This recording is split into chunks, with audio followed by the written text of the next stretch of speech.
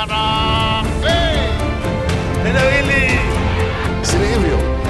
ni matatu. Ladies and gentlemen, good evening and welcome back to our channel once again. John Mbadi has revealed something which has actually caught me by surprise. According to John Mbadi, William Ruto will support a LUO presidential candidate in 2032. Let me ask you this question. Do you think William Ruto can support a LUO presidential candidate in 2032? In this video, I want us to do a critical analysis about that particular statement by John Mbadi. First of all, listening to John Mbadi, it is in LUO, but I've captioned it in English. From your 2027 and tuolo marwa kakoganda LUO. Marori oregido lango konyo gidoyo mono 2032 wachakwado kuom gimondo gimegiterwa doyo.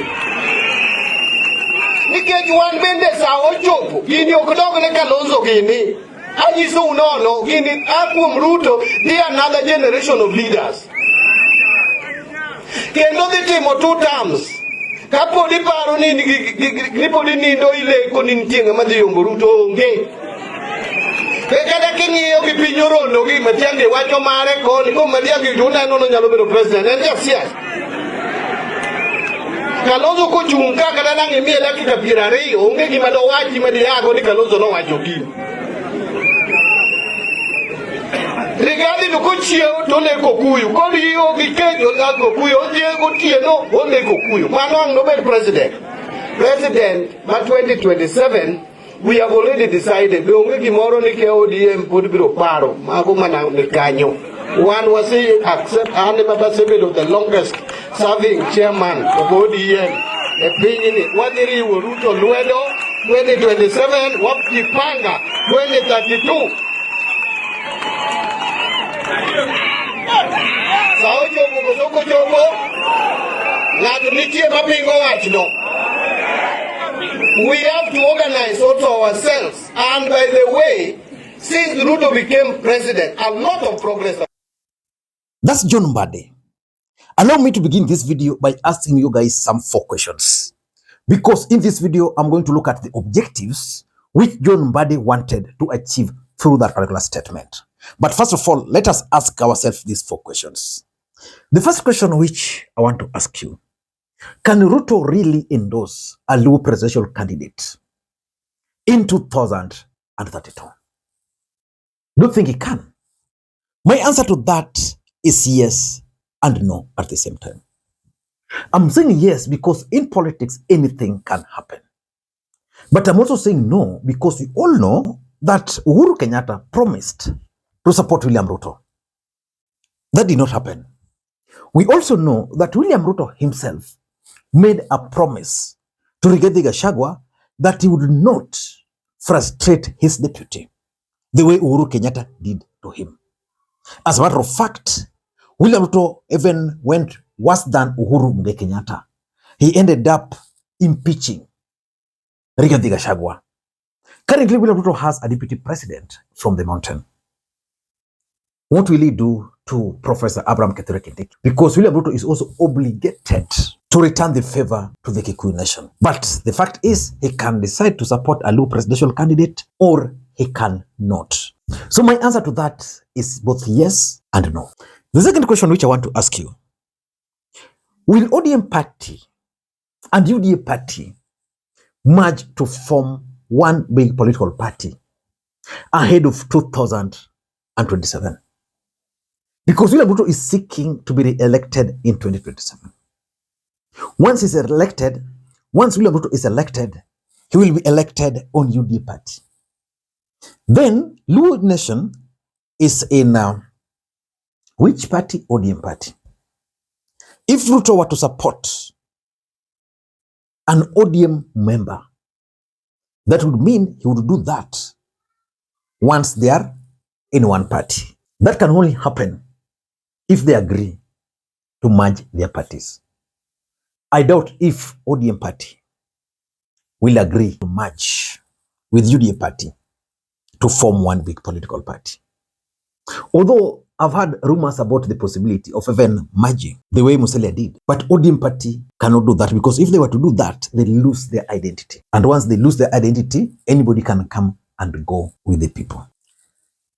The third question, which is very, very critical: who will President Ruto support in that 2032 from Nyanza region?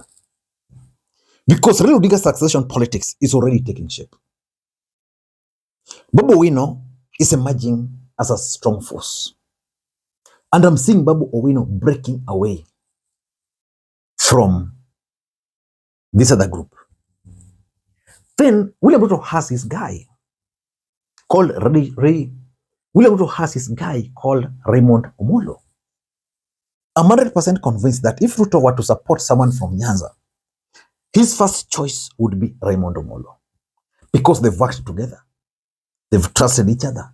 I'm 100% sure that there are certain things Ruto has done which only Raymond Omolo from Nyanza knows.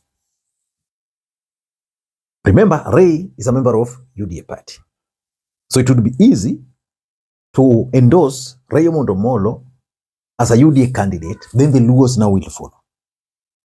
Because I'm also told that there are plans to either groom Aaron Cheriot or the CS4 Interior, Kipchumba Murkomen, to deputize Rayo Molo in 2032. Those rumors are there. And that's why, for example, Kipchumba Murkomen is moving around the country in the name of those meetings with the provincial administration. Then Mbadi is also there. Can Ruto endorse Mbadi? I doubt. Maybe Gladys Wanga to make history. But if ODM were to merge with UDA, and Raila Odinga would still be very strong at that time, probably, the candidate ODM would front is Opiyo Wandayi. So those dynamics makes it very difficult to settle on a single, makes it very difficult for William Ruto to pick a presidential candidate from LUO Nyanza, but his choice would be Raymond Omolo. My last question on this is this: can the people of Nyanza buy the idea of Ruto supporting one of them in 2027? You see, politics has two constants: the interest and the betrayal. William Ruto's interest as we speak is to get re-elected. So he can make any promise, he can say anything which can please the ears of the voters of Nyanza, LUO Nyanza. He can do that. But can the people buy that? That is something which we can't judge as at now. Which takes me to the second part of this video. The objectives which that statement was actually intended to achieve. Ladies and gentlemen, if you've watched this video up to this stage, I want to make a request to you. I want you in the comment section to just press that like button and also just say present, because I value for taking your time up to this stage. Ladies and gentlemen, the first objective of that statement by Mbadi, if you have to ask me, is that there is a deal between Ruto and Raila. Whether agreed or not, we can't say here. But I want to assume William Ruto has offered a deal, or ODM party has presented their demands to Ruto that you want us to support you in 2022. This is the deal. Because if you paid very close attention to what Mbadi said, he alleged that whatever Raila said, that ODM is yet to nini, those were just talks. It means there is a deal. Could that deal include William Ruto supporting an ODM member or a member of the LUO community to succeed him in 2027? I'm saying that because William Ruto is the first president to appoint a LUO as Attorney General. Ruto became the first president to appoint a LUO as the Minister for Treasury. Ruto also became the first president to appoint a LUO to head the military. Because of that, there is high chance that he can actually go ahead and appoint or nominate or support a LUO presidential candidate. Of course, he did that with Raila Odinga. So the objective is that deal. They're letting it out. Number two, I think it could be their strategy to try and convince the Raila Odinga support base why they should support William Ruto's bid again in 2027. Because how else can they convince the people of Nyanza to support Ruto? What is in there? Mbadi is talking of developments which are visible, and also maybe this promise. Because the Kenya I know, people don't vote for people because of the development. People vote on the prevailing political environment. So I want to assume that it's part of their strategy to try and persuade the people of Nyanza to support Ruto. Number three, and this is a clever way. There's one thing people don't know about Mbadi. If you give John Mbadi microphone like this, the guy can speak until the audience will cry. In fact, I've attended so many political rallies in Nyanza with these leaders. None of them can match John Mbadi if John Mbadi is given a microphone. That's why even in that speech while he was speaking, people were just, it's lethal.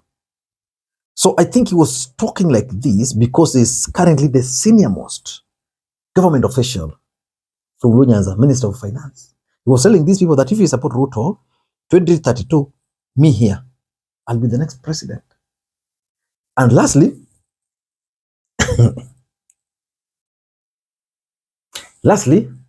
this could just be, regarding the talk of cousins, Mbadi might have also.